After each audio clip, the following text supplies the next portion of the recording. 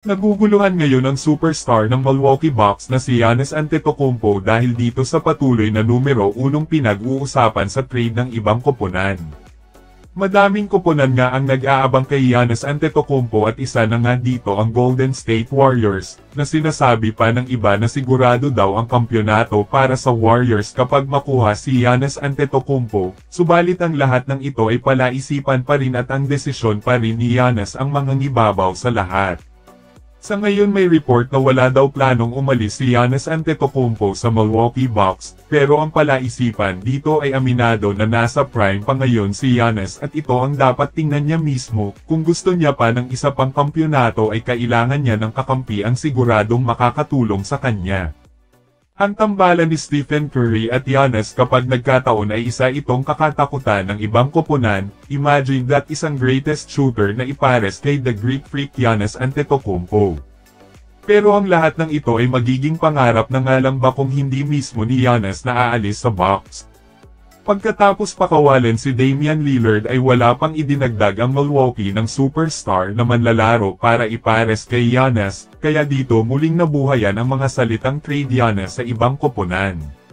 Sa ngayon naguguluhan si Giannis sa kanyang sarili dahil nga nasa prime pa ito, at may pangarap pa na makasungkit ng kampyonato pero paano niya ito masungkit kung ang team niya mismo na Bucks ay hindi pa gumawa ng paraan para makatulong sa kanya sa pag-abot ng kampyonato, pero para sa'yo idol kailangan na ba ni Giannis na matrade sa Warriors?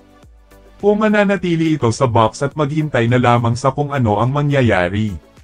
Samantala malaki ngayon ang problema ng Golden State Warriors, pero isang desisyon lamang ang nakikita para mawala ito at yon ang hayaan at pakawalan na si Jonathan Kuminga. Sa nakaraang season naging maganda ang chemistry ng Warriors with Jimmy Butler.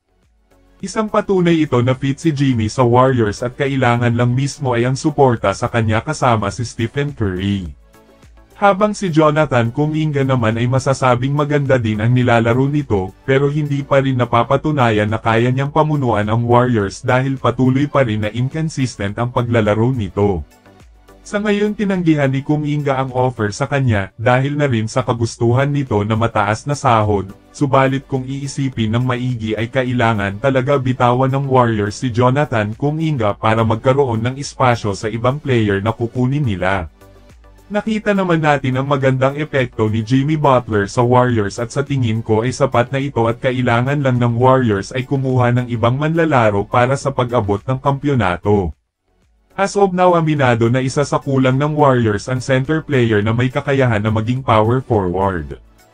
Bukod kay Giannis na swak sa Warriors ay ganun din si Al Horford para sa Warriors. Ang manlalaro na ito ay madami na ring napatunayan, nakasungkit na rin ito ng kampyonato sa Boston Celtics at isa siya doon ang malaking piyesa sa kanilang tagumpay.